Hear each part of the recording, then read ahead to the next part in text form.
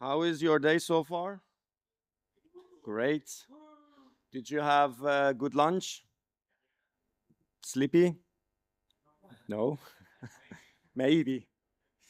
All right, so we're going to talk about memory leak a bit. I'm just going to have a few disclaimer before I start. Thank you very much. Today, I don't know, wherever I go, the room is so full. Either I am so popular or we are a lot this year. One of them. But here's the thing. I'm going to talk about memory leaks. There will be a lot of tips. I don't think you can follow me as quick as I'm following the slides, but don't worry because you get everything in detail written even in an article already. So I'll share everything with you.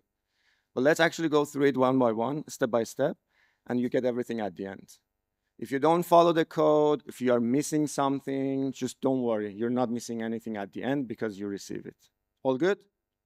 Fine. Memory leaks. It's an interesting topic, of course. I guess many of you have not yet dealt with it because we usually ship and forget until something really happens, right? Until we really see these type of messages that, you know, we have a real problem, application is crashing, or so on and so forth.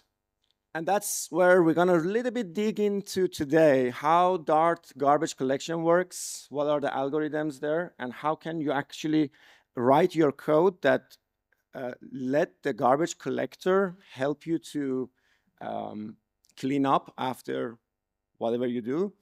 And in case there are scenarios that you cannot do that, what should you do?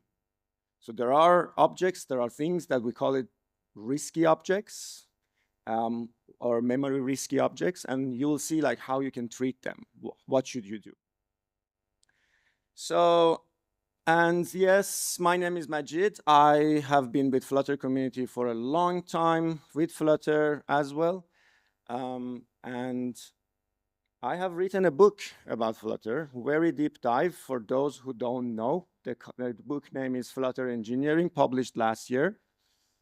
And this book is around 600 pages, around 21 chapters. And we go from a deep dive of Flutter Engine to all the way to the shaders and like plugins, all Flutter. So no third party, nothing. Architecture and so on and so forth.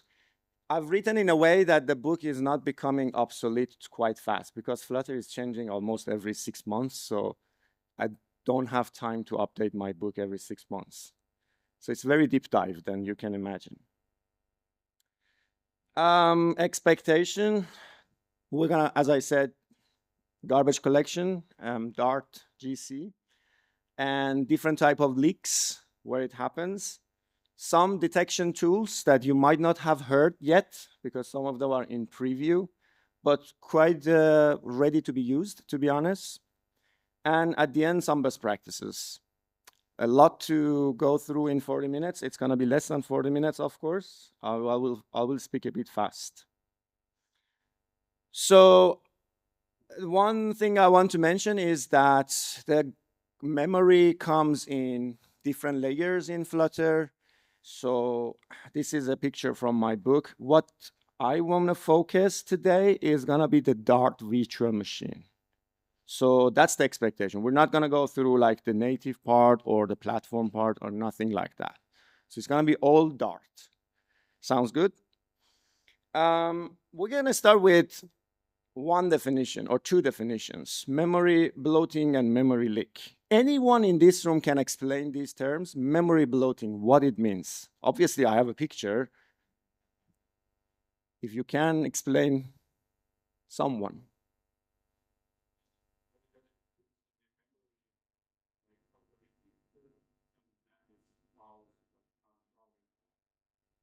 Maybe. I mean, I have the picture. Oh, come on. Ceiling.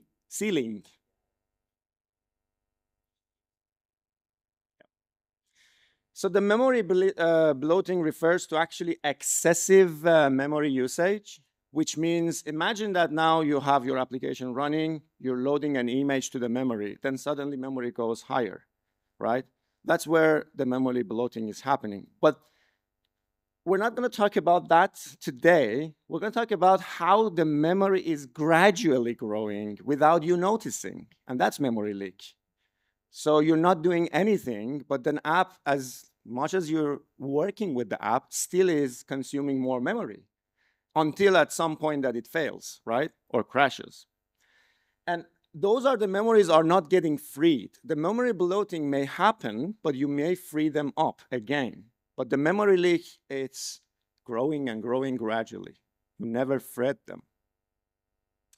So to understand that, we need to talk about garbage collected language, which is Dart as a garbage collected language, which means we need to talk about the GC. In Dart, the garbage collecting uses actually generational GC. Okay, what does it mean? Like really explain to me, very simple. That means essentially it has two main memory phases. This might be too small to read. It's deliberate. I don't want to read it. Okay, listen to me. So it has two space for memory. One, as it calls young space, or we call it new generation. And essentially it means where the most objects, as soon as they come and they are ready to be garbage collected, they will be garbage collected immediately. Like that's the young one, short lived. But then we have the old generation, or we call it old space, where the object somehow from the algorithm survives. It stays in the memory. At some point needs to be garbage collected. But to understand now what I said, the previous slide that I said you cannot read, now I'll explain it step by step. So first is like every object lives in memory, or we call it actually the heap. Oh, that was actually heap.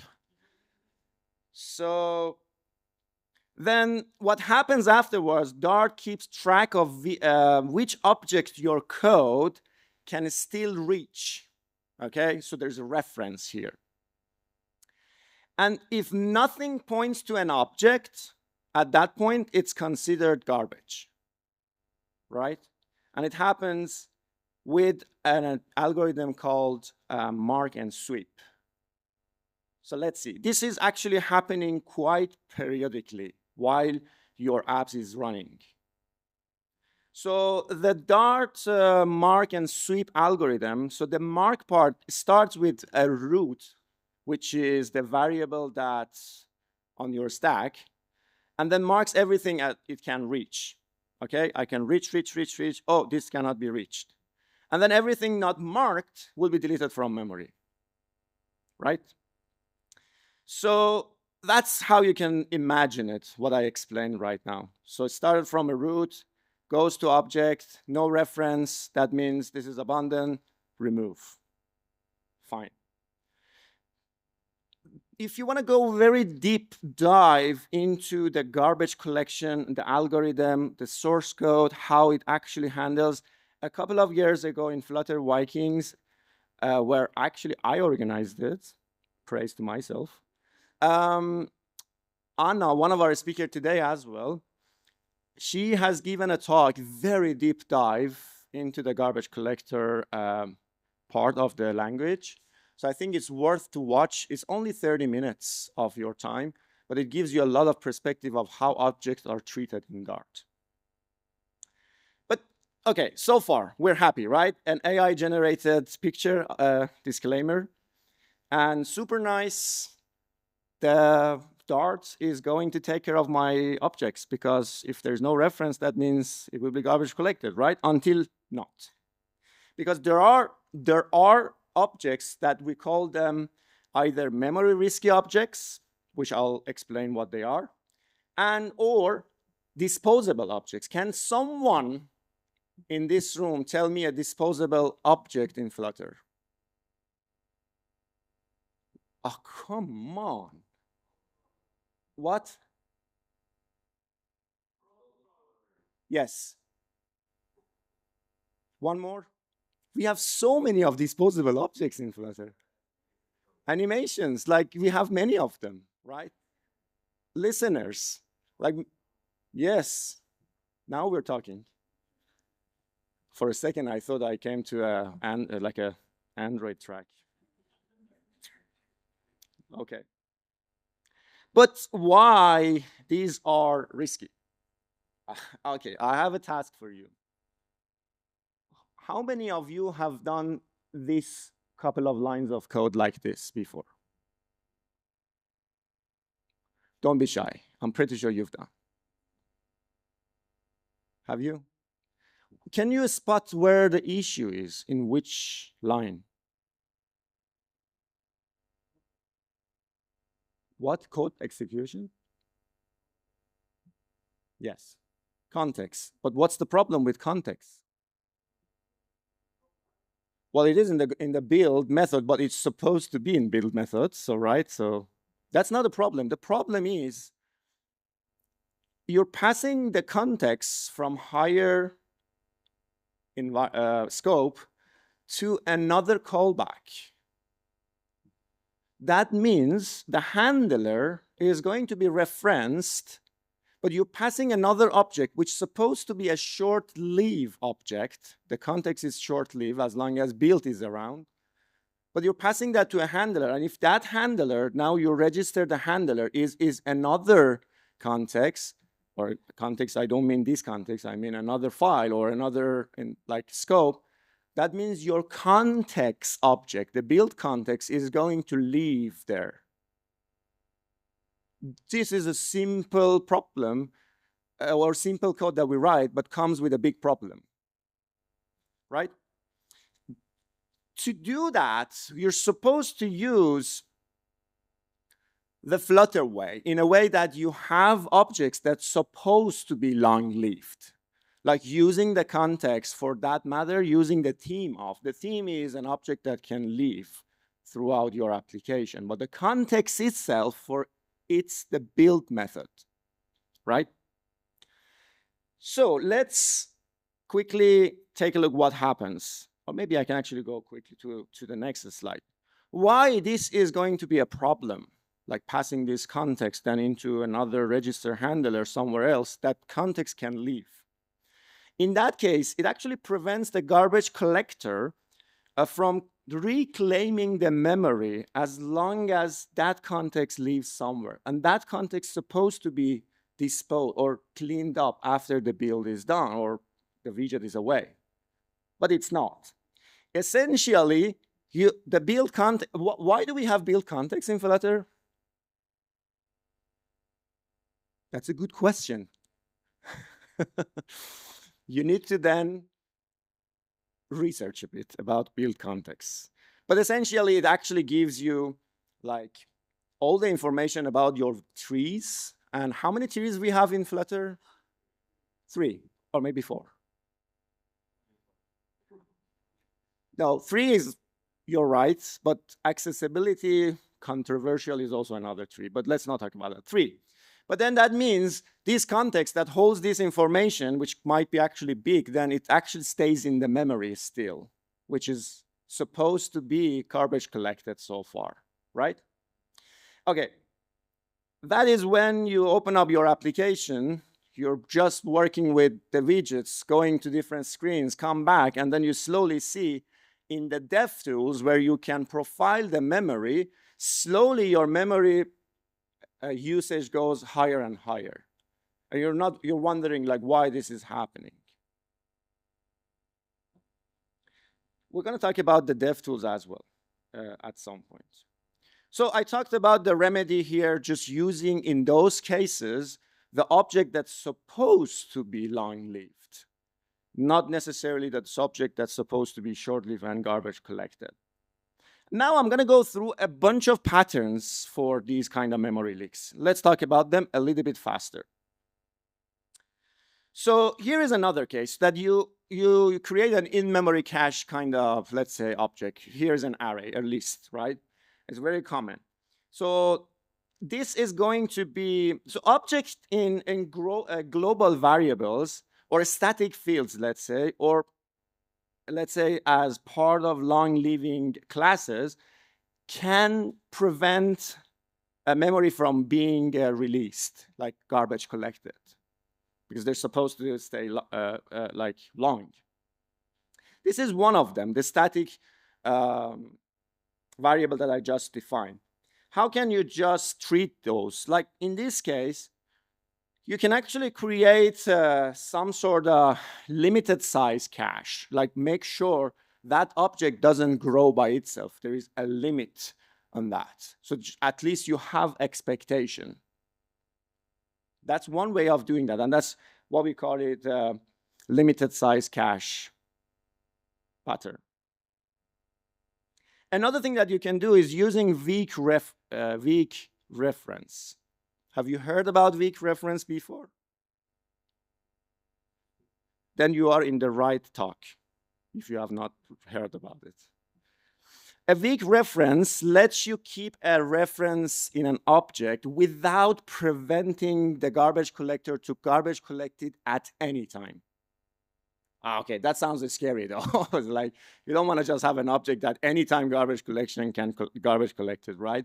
But, well, the thing here is that sometimes you want to do that just to make sure this object, even if you forget, will be erased if needed. But you can double check on if that is garbage collected or not.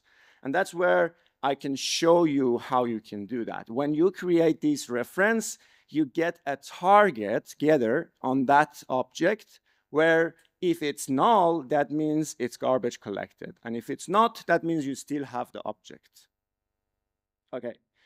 Where it's useful, this pattern is essentially for caching or this word is very hard for me to say, memoization? Memoizing.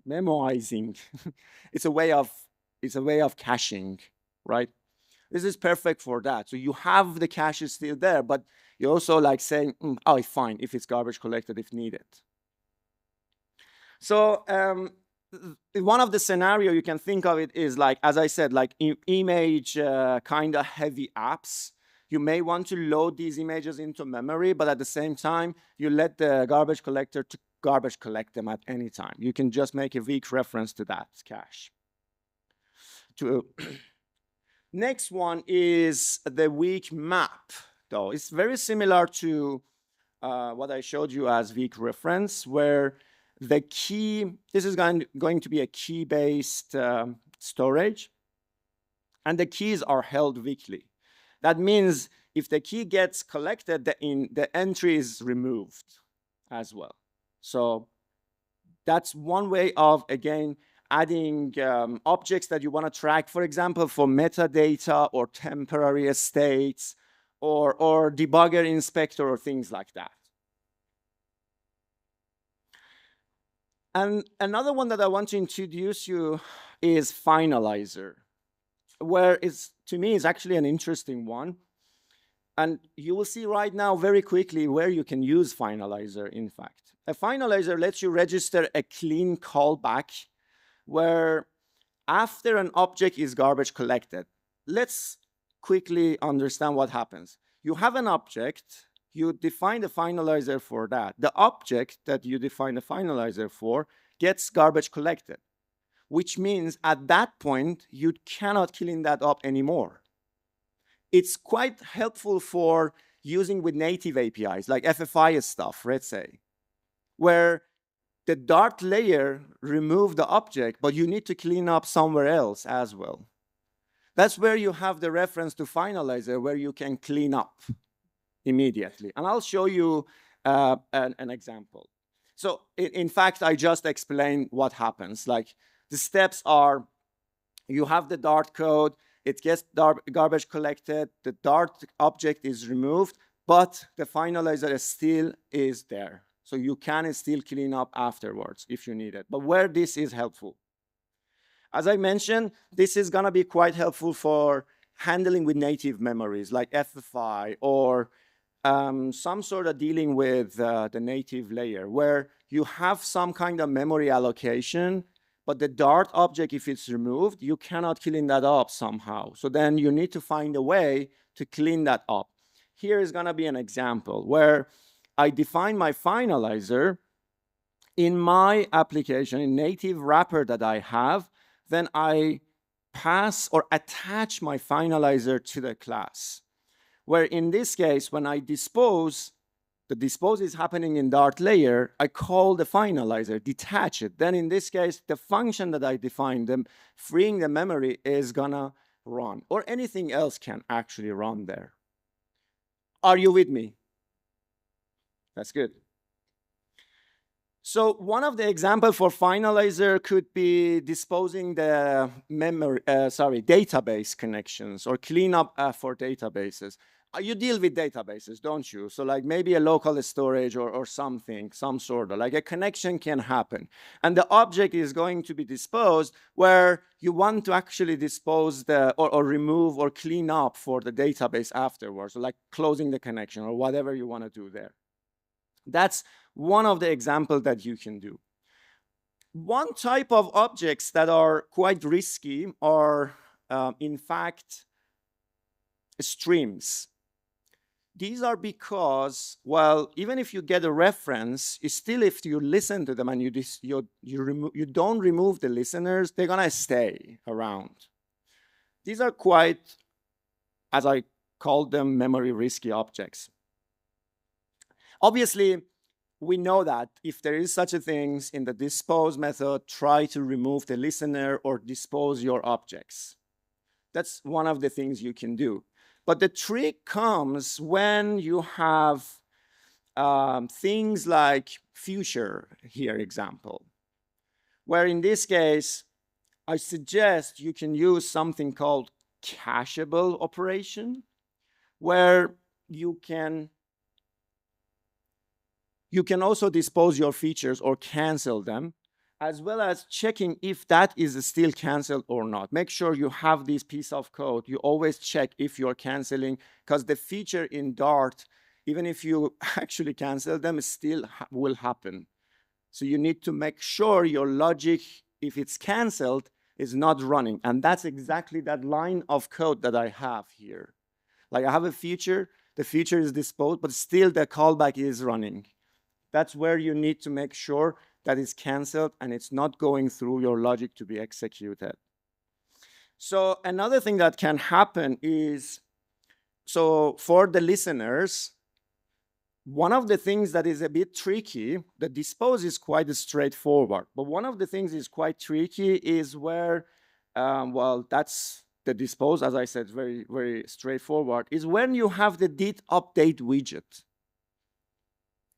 That's quite tricky here, because then you might actually add another listener to the same listeners that you thought that in dispose, you disposed it. Here, whenever indeed update, you're trying to listen to a listener, you first make sure the previous one is first removed, then attach a new one, indeed update.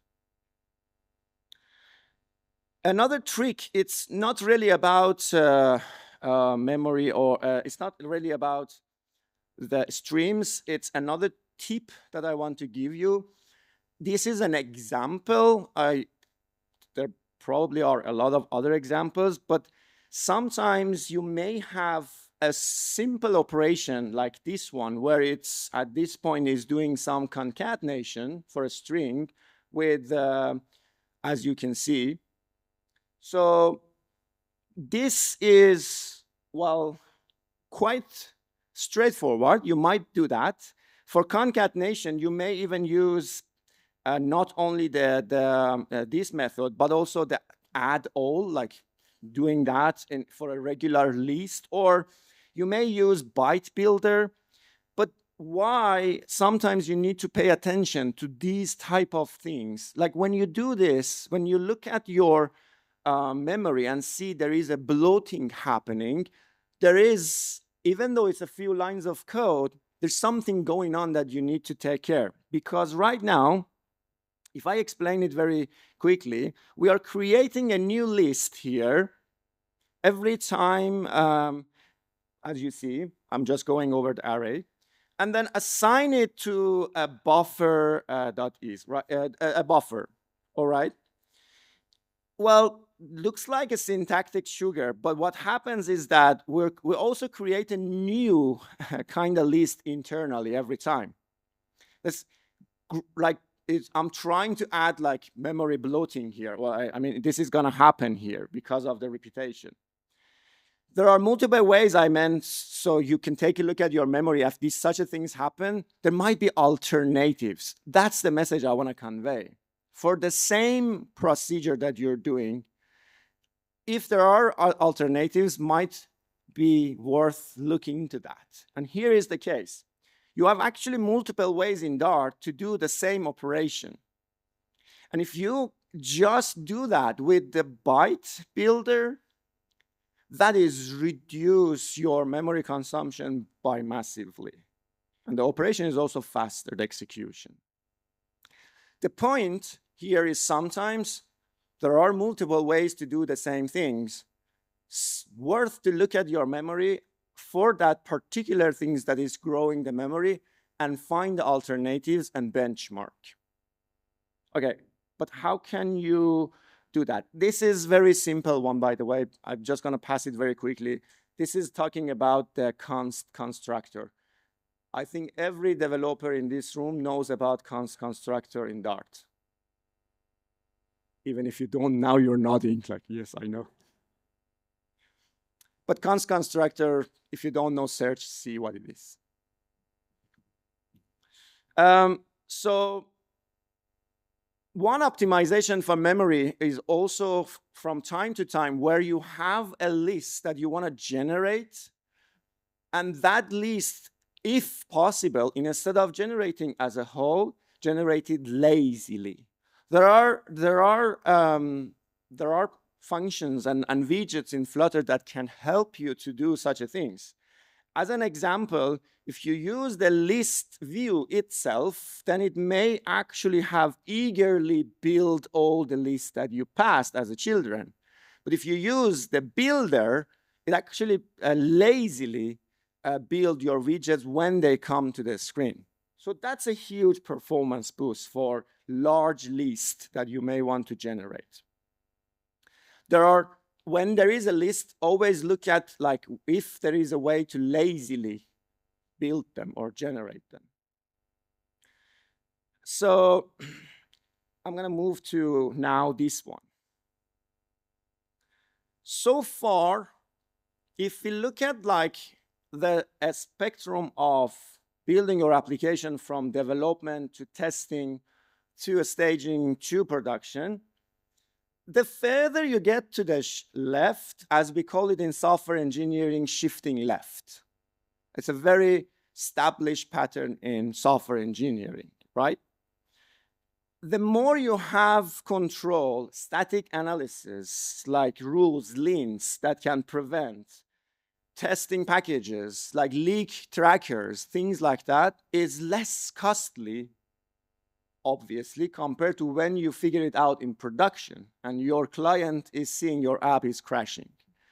Why I'm saying this? Because sometimes, even though you are paying attention too much, you might still have leaks. It slips through. And that's where you can use the packages or tools that are available to do such a things. For example, the Leak Tracker package, for particularly the Leak Tracker Flutter testing package, is one of those packages that helps you to, when you are creating your unit test, it's actually the usage here, you can have your package to take care of the leaking, the tracking the leak for you at the writing the test. If you write tests, of course. Well, that's another thing, but I hope you do. So the effort of having the tools to track the leaks at the test time could be quite minimal, but the impact could be big. As an example, this is another experimental leak tracking testing setting. So with that package, you can actually enable, and that's quite kind of automated afterwards, like super minimal, just a few configuration. So you can get essentially leaks like the not disposed object, or you can find disposed but not garbage collected object, things like that, or objects that can be late garbage collected. These information can be shown to you, so you may have these information to look into. So one of the other tools that I like you to take a look is the memory snapshot. So the library where, sorry, it says cannot play. Let me see if I can. There is a video here.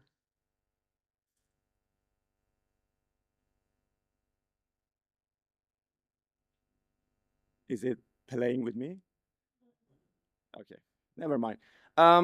This was a video that I ran the tool, it snapshot my app, and then I got the snapshot, and then I put it into DevTools, and it showed me where I have the memory leak, or where the memory bloating is happening. So quite handy and easy. You still have the DevTools, you can have the profile mode and use the memory usage, and that's what you can see, in fact.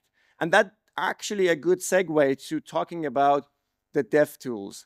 If you are developing your Flutter app every day, how many times you have the DevTools open? Is anyone here that doesn't work with DevTools? Please use. I don't know what to say. But it's worth investing your time.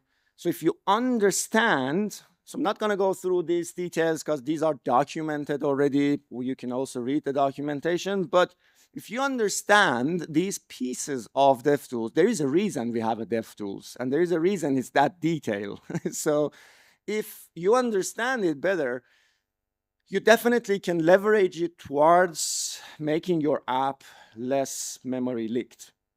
One thing I want to mention here is, actually, let's not mention it, because he just showed me like 5 minutes, 10. Another thing I want to mention, I work as a developer advocate for a tool called DCM, Dart Code Metrics. This is essentially an advanced linter. It's an optimized Dart analyzer kind of things, which has a lot of tools, static analysis, and so on. What it helps you, this is not about the tool that I'm working for at my spare time. This is about what these type of tools in the development phase, the shifting left, can help you to prevent. These tools, for example, has so many of these issues that I mentioned today as a rule, where you can just set it up that everyone in your company can leverage that rules to prevent having such a problem.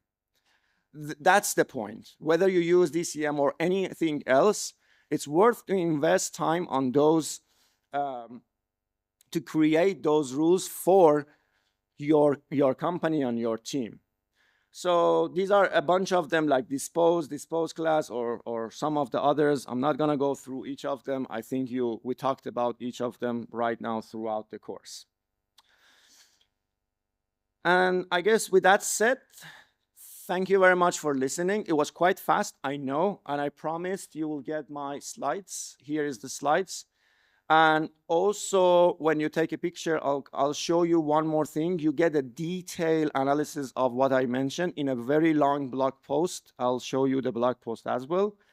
And hopefully with that, you can have a good understanding of disposable object, memory risky object, garbage collection, and hopefully your app will never crash because of memory.